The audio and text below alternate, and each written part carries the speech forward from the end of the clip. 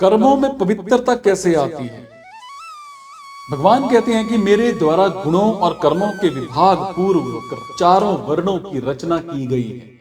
उस सृष्टि, उस रचना आदि का कर्ता होने पर भी मुझ अविनाशी परमेश्वर को तू अकर्ता जान। कारण कि कर्मों के फल में मेरी सप्राहा नहीं है, इसलिए मुझे कर्म लिप्त नहीं करते। इसे इस प्रकार जो मुझे तत्व से जान लेता है वो भी कर्मों से नहीं बंधता। पूर्व जन्मों में किए गए कर्मों के अनुसार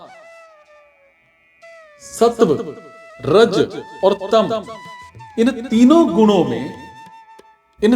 गुणों में न्यूनाधिकता रहती है। सृष्टि रचना के समय उन गुणों और कर्मों के अनुसार भगवान ब्राह्मण, क्षत्रिय, वैश्य और शूद्र, इन चारों वर्णों की रचना करते हैं। और मनुष्य के सिवाय देव, पितर, तिर्यक आदि दूसरी योनियों की रचना भी भगवान गुणों और कर्मों के अनुसार ही करते हैं। इसमें भगवान के किंचन मात्र भी विषमता नहीं है। मनुष्य ही चार प्रकार के नहीं होते। हालांकि पशु, पक्षी, वृक्ष आदि भी चार प्रकार के होते हैं। जैसे पक्षियों में कबूतर आदि ब्राह्मण, बाज आदि क्षत्रिय, चील आदि वैश्य और कौवा आदि शूद्र पक्षी। इसी प्रकार वृक्षों में पीपल आदि ब्राह्मण, नीम आदि क्षत्रिय, इमली आदि वैश्य और बबूल मतलब कीकर आदि शूद्र वृक्ष हैं। वर्ण विभाग को मनुष्य ही समझ सकते हैं और उसके अनुसार कर्म कर सकते हैं। कर्म करने का अधिकार मनुष्य को ही है और चारों वर्णों की रचना मैंने ही की है, ये भगवान कहते हैं। इससे भगवान का ये भाव भी है कि एक तो ये मेरे ही अंश हैं और दूसरे मैं प्राणी मात्र का सुहृद हूं, इसलिए मैं सदा उनके हित को ही देखता हूं। इसके विपरीत ये ना तो देवता के अंश हैं और ना देवता सबके सुहृद हैं। इसीलिए मनुष्य को चाहिए कि वो अपने वर्ण के अनुसार समस्त कर्तव्य कर्मों से मेरा ही पूजन करे। भगवान कहते हैं कर्म करते हुए भी कर्तव्य अभिमान का अभाव बताने के लिए भगवान कहते हैं कि सृष्टि की रचना, पालन, संहार आदि संपूर्ण कर्मों को करते हुए भी भगवान उन कर्मों से सर्वथा अतीत या फिर निर्लिप्त ही रहते हैं। सृष्टि रचना में भगवान ही उपादान कारण हैं और वो ही निमित्त कारण। मिट्टी से बने पात्र में मिट्टी उपादान कारण है और कुम्हार निमित्त कारण। मिट्टी से मात्र बनने में मिट्टी खर्च हो जाती है और उसे बनाने में कुम्हार की शक्ति भी खर्च होती है, परंतु सृष्टि रचना में भगवान का कुछ भी व्यय नहीं होता, वो ज्यों के त्यों ही रहते हैं। जीव भी भगवान का अंश होने से अव्यय ही है। विचार करें कि शरीर आदि सारी की सारी वस्तुएं संसार की हैं और संसार से ही मिली हैं, सो उन्हें संसार की ही सेवा में लगा देने का अपना क्या व्यय हुआ? हम तो अव्यय ही रहे। इसलिए अगर साधक शरीर, इंद्रियां, मन, बुद्धि, धन आदि संपत्ति मिले हुए संसारिक पदार्थों को अपना और अपने लिए ना माने तो फिर उसे अपनी अव्ययता का अनुभव हो जाएगा। भगवान कहते हैं कि अपने कर्मों की दिव्यता को भगवान समझाने की आज्ञा देते हैं। ये कर्म करते हुए भी कर्म सामग्री और कर्म फल से अपना कोई संबंध ना रहना ही कर्मों की दिव्यता है। विश्व रचनादि समस्त कर्म करते हुए भी भगवान का उन कर्मों से कुछ भी संबंध नहीं है। उनके कर्मों में विषमता, पक्षपात आदि दोष लेश मात्र भी नहीं है। उनकी कर्म फल में किंचन मात्र भी आसक्ति, ममता या कामना नहीं है, इसलिए वो कर्म भगवान को लिप्त नहीं करते। उत्पत्ति विनाशशील वस्तु मात्र कर्मफल है। भगवान कहते हैं कि जैसे कर्मफल में स्पृहा नहीं है, ऐसे ही तुम्हारी भी कर्मफल में स्पृहा नहीं होनी चाहिए। और कर्मफल में स्पृहा ना होने से, ना रहने से संपूर्ण कर्म करते हुए भी तुम कर्मों से बंधोगे। भगवान ने बताया है कि पीछे कि सृष्टि रचनादि समस्त कर्मों का कर्ता होते हुए भी मैं अकर्ता हूँ, अर्थात मुझ में कर्तव्य अभिमान नहीं है।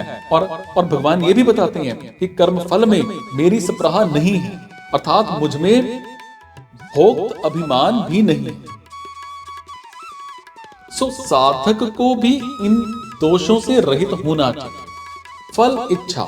फल इच्छा का त्याग करके सिर्फ दूसरों के लिए कर्म करने से कर्तव्य और भोक्तत्व दोनों ही नहीं रहते।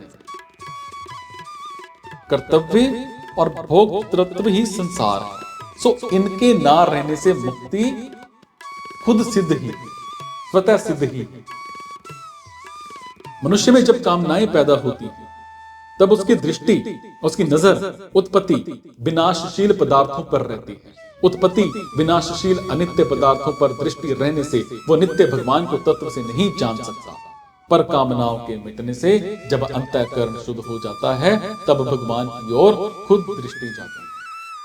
भगवान की ओर दृष्टि जाने पर मनुष्य जान जाता है कि भगवान प्राणी मात्र के परम सुहित हैं, इसलिए उनके द्वारा होने वाली मात्र क्रियाएं प्राणी मात्र के हित के लिए ही होती हैं। भगवान तो जीवों को कर्म बंधन से रहित करने के लिए ही उन्हें मनुष्य शरीर देते हैं, पर इस बात को समझने के कारण जीव कर्मों से नए नए संबंध मानकर और बंधन पैदा कर लेता है। इसलिए कर्तापन और फलिच्छा ना होने पर भी वो सिर्फ कृपा करके जीवों को कर्म बंधन से रहित करके उनका उद्धार करने के लिए ही सृष्टि रचना का कार्य करता है। भगवान को इस तरह जान लेने से मनुष्य भगवान की ओर खिंच जाता है।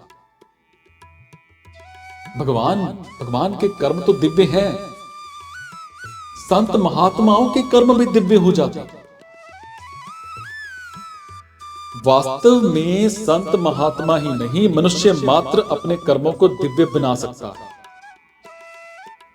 जब कर्मों में मलिनता, कामना, ममता, आसक्ति आदि होती है तब वो कर्म बंधने वाले हो जाते हैं। जब मलिनता के दूर होने पर कर्म दिव्य हो जाते हैं तब वो उसे नहीं बांधते। और इतना ही नहीं, वो कर्म उस कर्ता को और दूसरों को भी मुक्त करने वाले हो जाते हैं।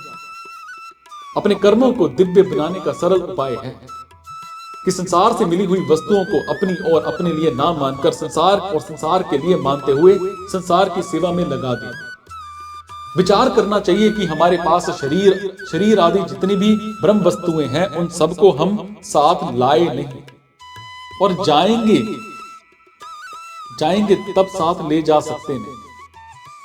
उनके रहते हुए उनमें इच्छा अनुसार परिवर्तन कर सकते नहीं, उन्हें इच्छा अनुसार रख सकते नहीं, अर्थात उन पर हमारा कोई आधिपत्य नहीं। इसी प्रकार जन्म जन्मांतरों के साथ आए सूक्ष्म और कारण शरीर भी परिवर्तनशील और प्रकृति के कार्य हैं।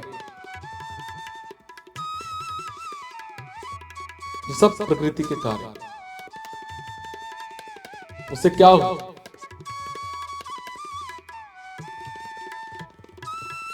और सेवा, इसलिए उनके साथ भी हमारा संबंध नहीं है। वो वस्तुएं अपने लिए भी नहीं है, क्योंकि उनके मिलने पर और मिले ये इच्छा रहती है। अगर वो वस्तुएं अपने लिए होती हैं तो मिलने की इच्छा नहीं रहती। ऐसा होने पर भी उन वस्तुओं को अपनी और अपने लिए मानना कितनी बड़ी भूल है। उन वस्तुओं में जो अपनापन दिखता है वो वास्तव में सिर्फ उनका सदुपयोग करने के लिए है, उन पर अपना अधिकार जमाने के लिए नहीं। सेवा करने के लिए तो सब अपने हैं, पर लेने के लिए कोई अपना नहीं। संसार की तो बात ही क्या, भगवान भी लेने के लिए अपने नहीं, अर्थात भगवान से भी कुछ नहीं लेना है। हालांकि अपने आप को ही भगवान के समर्पित करना है, कारण कि जो वस्तु हमें चाहिए और हमारे हित की है वो भगवान ने हमें पहले से ही बिना मांगे दे रखी है, और ज्यादा दे रखी है, कम नहीं। हमारी जरूरत को जितना भगवान समझते हैं उतना हम समझ भी नहीं सकते, क्योंकि भगवान की उदारता अपार है। उनमें उनके सामने हमारी समझ तो बहुत ही अल्प है, इसीलिए उनसे मांगना किस बात है।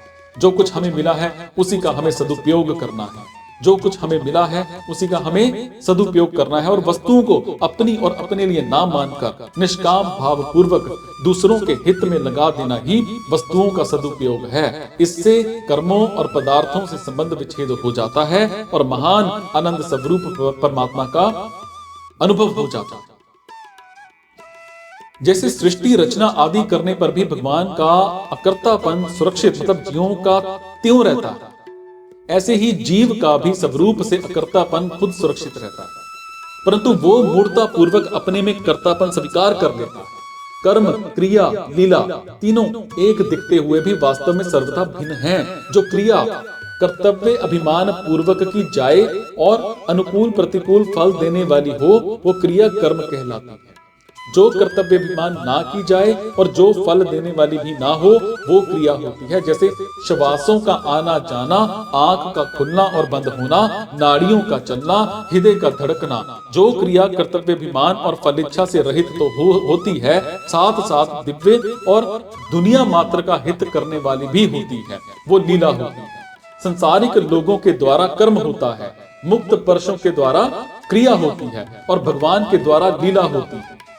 अर्थात जैसे संसार न होते हुए भी दिखता है, ऐसे ही भगवान का सृष्टि रचना आदि कार्य केवल लीला मात्र है। मतलब है कि भगवान कर्ता न होते हुए भी लीला से कर्ता दिखते हैं। पदों से सिद्ध होता है कि गीता जन्म उत्पत्ति से ही जाति मानती है।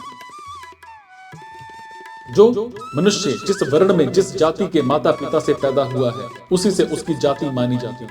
जाति शब्द ही जाति प्रादुर्भाव से धातु से बनता है, जो जन्म से जाति को सिद्ध करता है। कर्म से तो कृति शब्द होता है।